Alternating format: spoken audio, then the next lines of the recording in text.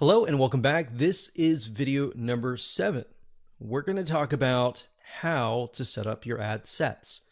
Now, we talked about campaigns briefly before. Ad sets, however, allow you to target specific groups, their locations, their countries, different audiences, their likes, their interests, the budget. You can specify that as well. So when you create different ad sets, you want to make sure that you create a different ad set for a different location. So you don't want to create an ad set with tons and tons of countries together, unless they are perhaps the third world countries. But for the most part, what we like to do is we like to segment and try to create as many different ad sets as possible. That way we kind of get more of a granular view of what's actually converting into page likes. So if we find out that maybe a specific city in a specific country is converting really, really well, then instead of targeting the whole country and losing money that way, you can instead target that specific city. And then your cost will actually drop because the engagement increases, right? So just keep that in mind when you create your ad sets. Now, Facebook is going to ask, what page would you like to promote? So in this case, you want to just click on that and specify that. And if we scroll down, the next section is audience. So we have custom audiences. So unless you are aware of what this is, just ignore it. But basically, custom audiences are, think of lists or email lists, basically, of people that have visited a certain page and hit your pixel. So if you do have a custom audience, you can enter that here. Now, for now, just ignore this. So if we scroll down further, it says location. So people who live in this location, everyone in this location, people recently in this location, or people traveling in this location. So that gives you a better idea of who to target. So if your product or service relates more to these, you may want to choose those. In this case, we always choose people who live in this location. A lot of times it will choose your country by default. So we're just going to click X here, and it's going to say missing audience location. Now, in this case, we want to target the third world countries. So we've got Bangladesh here. And another thing that you have access to is regions. So if you click on browse, what Facebook will do is it'll list out regions. So we've got free trade areas, emerging markets, app store regions, the Europe area. So free trade, we can go to Asia down here. So Asia down here encompasses Australia, Brunei, Hong Kong. So these are actually what we call, some of these are actually tier 1. So we don't want to do that off the bat because that will just increase our costs. So what we like to do is, if you're not aware of what country to target, you can actually simply go to google.com, type in the keyword term, list of third world countries, and scroll down and just try to look for it. So it says third world countries 2019. Now, obviously, this most likely is going to stay the same throughout the next few decades. But if we go back over here. Okay, so I scrolled down the page and I found a list of third world countries. So we can see a list, we can see the population here. So what we could do is we could sort by population. So as you can see, I mentioned Bangladesh because Bangladesh actually works fairly well in our past campaigns. So we've got that, we've got Ethiopia, we got Congo, Tanzania, Myanmar is another one. Let's see, Myanmar. Okay, so when we go back here, we can type in that country and we just click it like that. Now, I want you to know that some countries may not exist. So you might type in some and think, okay, where is it? It's because some of them just don't have access to Facebook at all, or Facebook hasn't been allowed into that territory yet. Now, if you don't want to enter them one by one, you can create a list of them and then enter them and copy and paste them in here by clicking add locations in bulk and going through that process. Next, we have age and gender. Generally speaking, you want to choose something broad. You always want to start out broad and then get narrow later down the road, unless you've done tests before and you know that the age range is a specific group, because otherwise you might be ruling out people who may be within an age range that you're not targeting. That is actually going to be a highly engaged audience. So we're going to leave that as it is. Now, languages. Because we are targeting third world countries, we know that a lot of them speak English, but some of them might be getting on Facebook and they may not speak English. So if that's the case, they're going to see your ad and you're going to pay money to someone who you're essentially not going to be able to communicate to. So we enter English here. Next up, we have detailed targeting. This is very important as well because this will allow you to target on a granular level as to what people's interests are. Now, if you're not familiar with how Facebook interests works, this is basically how it works. So Facebook has what we call a Facebook tracking pixel.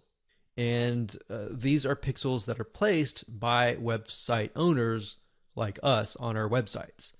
And whenever somebody visits those pages, they are then pixeled, or Facebook sees them and they see them visiting, let's say, a barbecue website.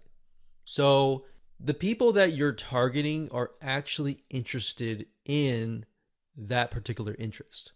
So there's different things you can target. You can target, we'll just type in motivational. So we got, you can see motivational quotes here. So that's one. Now, if you type that in again, motivational quotes, sometimes it'll give you suggestions and you can click suggestions and it'll give you a list of other similar interests that are directly related to this particular interest. And you can pick and choose those.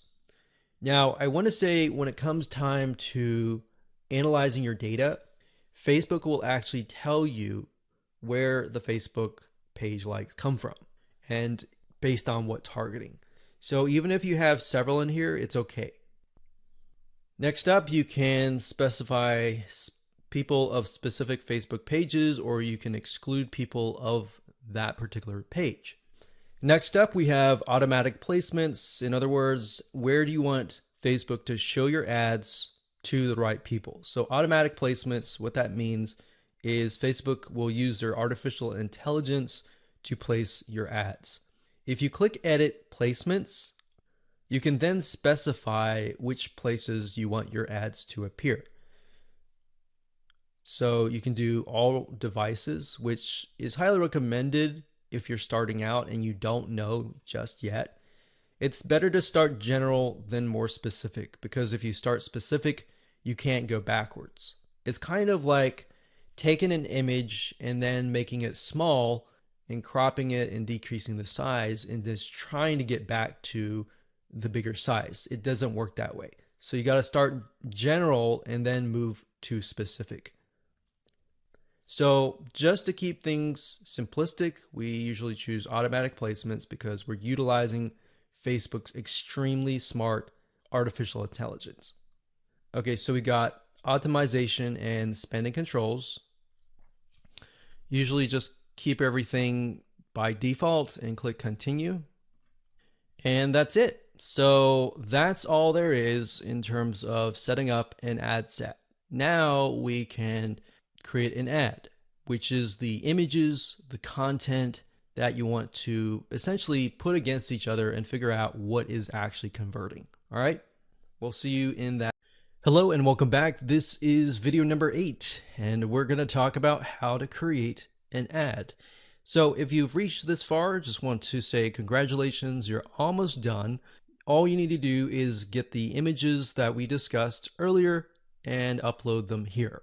Now, because our strategy is to get both social proof, the page likes, and the engagement, which is getting people to interact with your Facebook fan page, not just the likes, because when somebody comes to your page, the likes are the initial attraction, and then seeing people actually interacting with your fan page is the next step. So to do that, what you need to do is when you go to the ad, you can either create a new ad and insert images here, or you can use an existing post. So what you want to do is you want to use an existing post for the majority of time, simply because you want to drive people to that specific post. You want people to interact, and it's a two bird with one stone. So in this case, you're not just driving people to an ad that is not on your Facebook fan page, but you're instead driving people to a post that is on your page. So you're getting the engagement, you're getting the likes. And the more money you put into it and the lesser you spend in terms of the likes, that will actually help you double or triple the social engagement. Now, you can also create an ad just to test different images as well separately from your post by simply adding the images here, and then down here, adding the text and adding the links. Now, remember, because we are simply sending people to images with quotes on them, the text that you might want to add is something like this, like, hey, if you like a specific hobby, then our community is filled with people just like you, and you're welcome to join. So something of that nature, non-threatening, non-direct. It builds a little bit curiosity and gets them to like. That's the goal, is not to include too much information, but just enough to get people to come, interact, and like your page.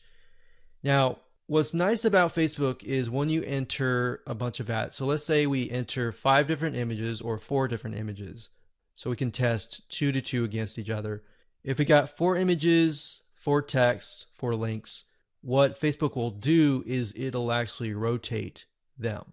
So essentially you don't want to have too many, because in order to really test them, you're going to need to push a lot of money inside.